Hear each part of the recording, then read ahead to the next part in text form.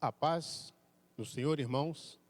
Mais uma vez estamos aqui na Igreja Central Metodista de Colatina para darmos continuidade à nossa Escola Bíblica Dominical. Vamos continuar falando dos 3 tempos da salvação. Amém?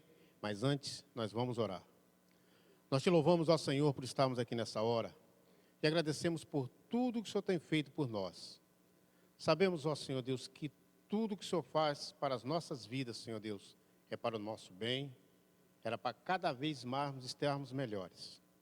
Sabemos, Senhor Deus, que a sua graça é a melhor coisa que podemos ter nas nossas vidas.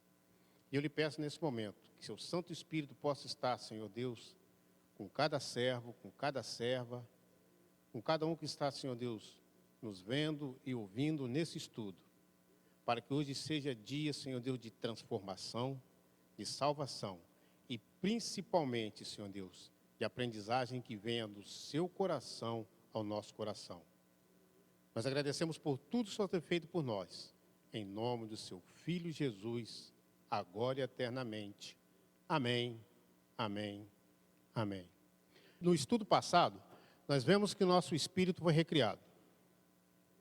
Quando Cristo morreu por nós na cruz, nosso espírito que estava morto foi recriado através do sacrifício de Jesus Cristo. Hoje nós vamos começar um novo tema, tá? Os 3 tempos da salvação. O nosso espírito recriado, a nossa alma vai estar sendo transformada e o nosso corpo será glorificado. Passado, presente e futuro. Hoje vamos falar da nossa alma. E a nossa alma se divide em 3 funções, que é a mente, emoções e vontade. Hoje nós vamos falar da nossa vontade. O que é a vontade? Vontade é um instrumento pelo qual nós tomamos decisões. Parece uma coisa tão simples, né? Existe até um velho ditado que diz assim, que a vontade é uma coisa que dá e passa. Mas não é desse jeito, irmãos. Na vida espiritual, não é desse jeito. Na vida com Deus, não é desse jeito. Quando nós queremos agradar ao Senhor com a nossa vontade, nós vamos ver através do estudo que não é desse jeito. A vontade não é uma coisa que dá e passa. Vontade, como se disse, é pelo qual nós tomamos as nossas decisões. Vamos falar um exemplo tão simples aqui. Você está na sua casa e de repente você sente sede.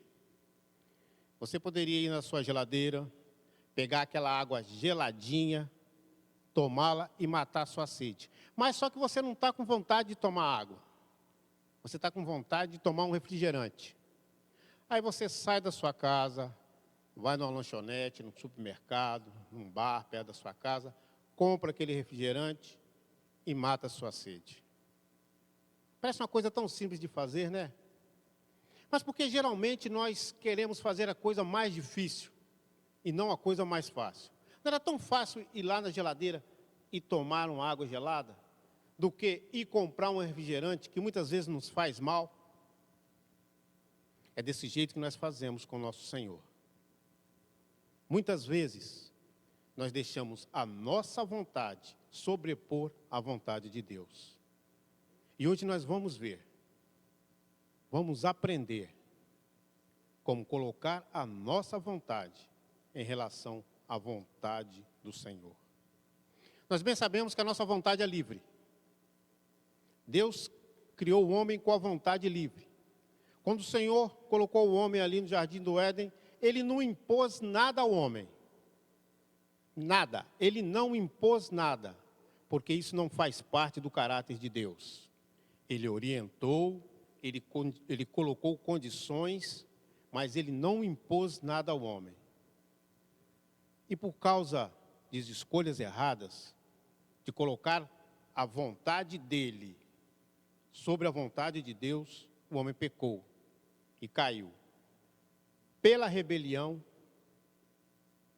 da sua vontade, o homem caiu. Mas eu tenho uma boa notícia para nós. Pela nossa vontade, nós também somos salvos em Jesus Cristo.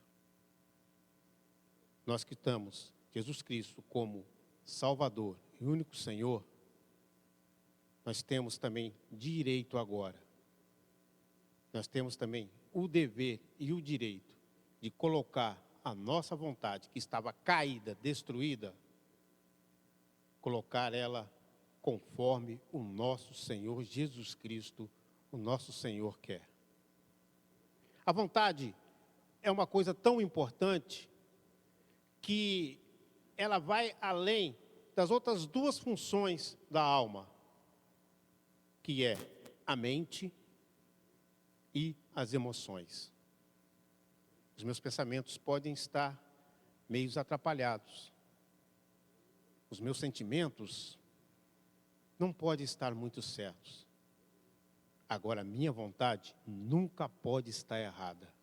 Ela tem que estar sempre certinha com a vontade do nosso Deus. Nós temos que ter uma vontade submissa. Uma vontade que nos faz voltar àquilo que Deus quer. E nós só temos isso através de uma coisa. Quando recebemos do Espírito de Deus em nosso espírito a revelação daquilo que Ele tem para nós, a revelação daquilo que Ele quer para as nossas vidas. Agora eu quero abrir um parêntese sobre o nosso espírito aqui. Eu quero desmistificar uma coisa que andam falando muito aí nas rodas de crente. Deixa eu fazer uma pergunta para você. Você é batizado com o Espírito Santo? Você tem o Espírito Santo de Deus dentro de você? Tem pregadores, professores, que dizem que para nós recebermos o Espírito Santo, devemos fazer certas coisas, ter certas condições, mas eu falo com você, isso tudo é mito. Você sabe quando você é batizado pelo Espírito Santo? É quando você recebe Jesus Cristo como seu único e verdadeiro Salvador. Na hora que você recebeu a Jesus Cristo, Deus coloca um pedaço dele dentro de você, que é o Espírito Santo. E para nossa vontade estar ajustada com a vontade do Senhor Deus, nós devemos cada vez mais ouvir a voz dele através da palavra, para termos revelação daquilo que ele tem para a nossa vida, daquilo que ele quer que nós fazemos. Deus não obriga ninguém a fazer nada. O Senhor Deus não obriga a nós não fazermos nada. Simplesmente Ele quer de nós obediência. E o maior inimigo dessa vontade que nós temos que ter, conforme Deus quer, é o ego. É o nosso ego. Eu sei tudo, eu quero tudo, eu posso tudo. Ninguém sabe nada, ninguém pode nada, ninguém é nada. Um grande inimigo que nós temos para nós colocarmos a nossa vontade submissa a Deus é o nosso ego. Nós devemos ter duas uniões nas nossas vidas.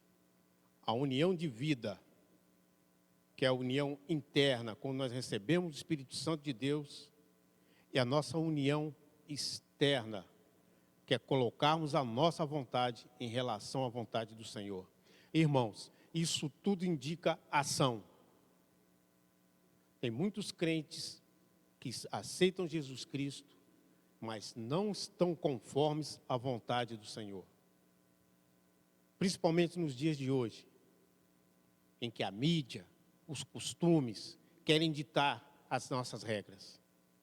Mas como os crentes em Jesus Cristo, como servo de Deus, a nossa vida deve ser pautada pela sua palavra, no qual nós podemos ter revelação, no qual devemos viver, pensar, meditar. Amém?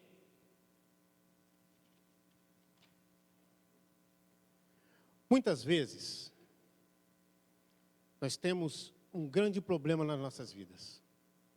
Não sabemos qual é a vontade de Deus. Porque muitas vezes nós esquecemos de dar o primeiro passo. Deus nunca vai fazer aquilo que nós devemos fazer. Deus nunca vai se colocar no seu lugar, naquilo que nós podemos fazer. Nós devemos fazer a nossa parte, tá, irmãos? Porque o impossível, Deus vai fazer. Muitas vezes o Senhor Deus nos mostra a vontade dEle através das circunstâncias da vida. Muitas vezes Ele nos mostra o que devemos fazer através das circunstâncias da vida. As escolhas que nós fazemos, o Senhor Deus deixa acontecer, para depois Ele vir colocar a sua mão e mostrar a sua vontade. Nós temos um exemplo muito grande disso, que é do profeta Jonas. Era um homem de Deus, um profeta. Naquele tempo, era a pessoa que falava, que tinha a palavra de Deus para falar ao povo. Era um homem de Deus. Mas o que aconteceu com Jonas? Deus deu uma ordem a ele. Vai até a grande cidade de Nínive. E vai lá e prega para aquela cidade, porque aquela cidade está em pecado. E se aquela cidade não se arrepender, eu vou destruir ela. O que Jonas fez? Jonas pegou o caminho inverso e foi para Tarsis. Mas por que ele fez isso? Porque o povo da cidade de Nínive era inimigo do povo de Jonas. Então, o ego de Jonas atrapalhou ele fazer a vontade de Deus. O ego dele, a vontade dele, atrapalhou ele fazer a vontade que o Senhor tinha mandado ele fazer. Muitas vezes, irmãos, quando nós não fazemos a vontade de Deus, nós estamos atrapalhando as pessoas que estão ao nosso redor a crescer também espiritualmente.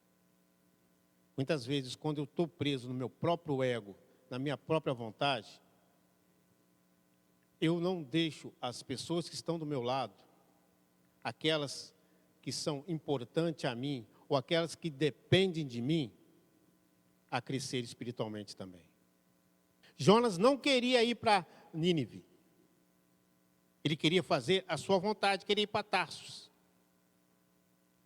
Ele estava atrapalhando os planos de Deus. O ego dele estava muito inflado, porque ele não queria que aquele povo fosse salvo. E ele fugiu da presença do Senhor. Mas uma coisa é certa, Deus opera por caminhos estranhos. Deus opera do meio que Ele quer operar. E Ele pôde, através das circunstâncias, mostrar a Jonas qual era a vontade que ele tinha que fazer.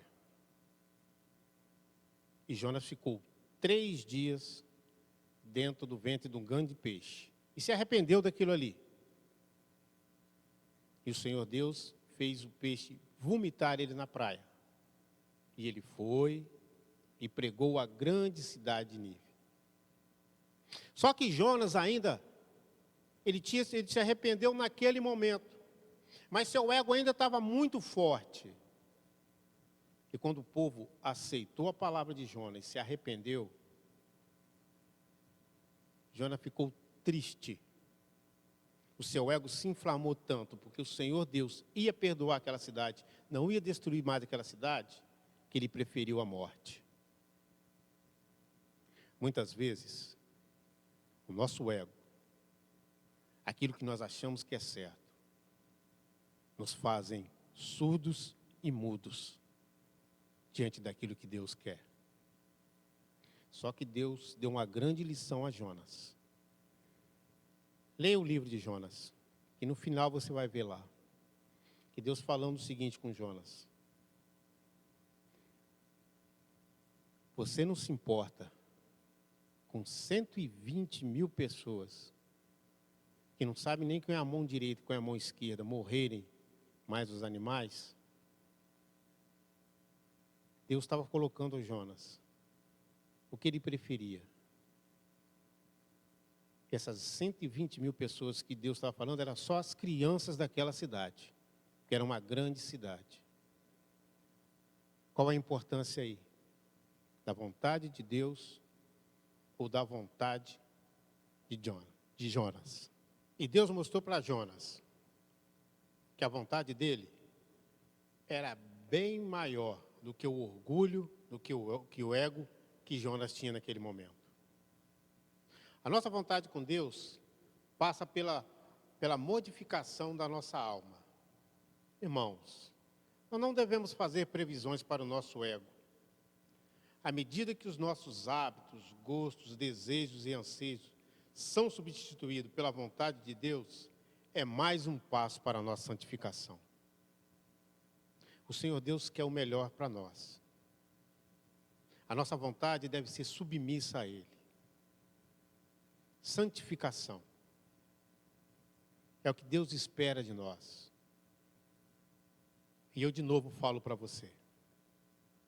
Nós só devemos santificar-nos quando o nosso espírito recebe do Espírito de Deus aquilo que devemos fazer, aquilo que devemos pensar e, principalmente, a vida que devemos ter. Por isso, meus irmãos, é muito importante estarmos em dia com o nosso Senhor. Como está a nossa intimidade com Deus? Como está a sua e a minha intimidade com o Senhor? Como está a sua vida de oração? Você tem estudado a Bíblia? Você tem tirado tempo para o Senhor? Não esse tempo que a gente tira para Deus como obrigação, mas um tempo prazeroso para estar com o Senhor. Deus quer mudar a minha e a sua vontade. E nós só fazemos isso quando deixamos o Espírito de Deus falar em nosso espírito. E eu repito outra vez, para isso acontecer, nós temos que cada vez mais termos intimidade com o Senhor. Revelação de Deus é uma coisa que não deve ser compreendida. A revelação do Senhor sempre vai ser sentida. Que Deus possa estar operando na sua vida. Que essa palavra venha de cheio naquilo que você espera.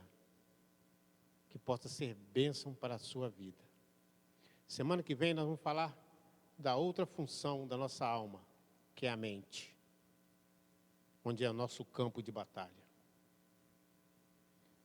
E eu espero que com essas lições aqui, você possa crescer espiritualmente diante do Senhor. Peça ao Senhor aquilo que você acha que é impossível para você. A palavra de Deus diz que tudo aquilo que nós pedirmos, nós teremos. Antigamente, quando eu comecei a minha caminhada com Cristo, era quase um sacrilégio, quase um pecado pedir fé. Mas a palavra do Senhor diz lá que nós devemos pedir até fé. Se você está com a sua fé fraca, se você já não consegue mais ver com os olhos da fé, eu lanço para você um desafio para essa semana. Coloque diante do Senhor aquele problema que você acha que é impossível selecionar. O seu problema, da sua família, problema no trabalho, problema de relacionamento, qualquer problema, coloque diante do Senhor. Estude a Bíblia. Deixe a vontade de Deus falar o seu coração. Porque eu sei de uma coisa, se você fizer a sua parte, o impossível Deus vem e completa. Amém?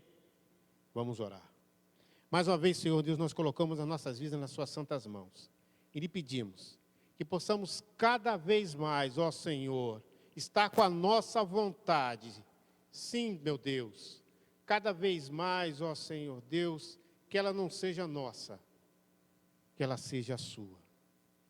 Que possamos, Senhor Deus, mortificar a nossa alma.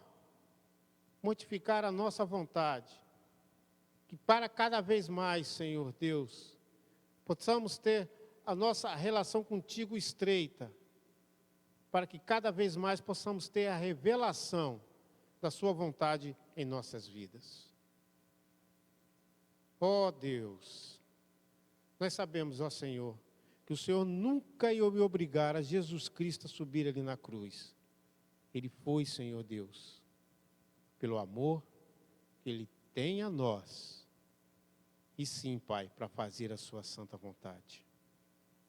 Por isso, ó Senhor, que possamos nos espelhar em Cristo. Que possamos, ó Senhor Deus, cada vez mais estar diretamente com nossos olhos voltados a Cristo.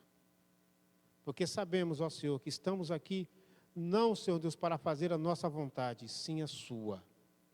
Porque o Senhor é Deus que nos ama. Por isso, Senhor Deus, cura a nossa vontade, sara a nossa alma, para que possamos cada vez mais sermos aquilo que o seu Santo Filho nos ensinou a sermos, apenas servos.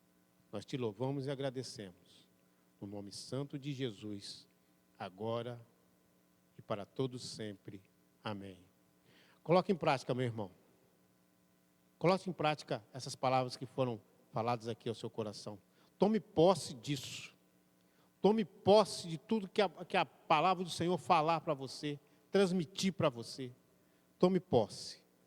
Porque o Senhor só espera que você tome o primeiro passo. Faça a sua parte, porque o impossível Deus sempre faz. Em nome de Jesus, amém.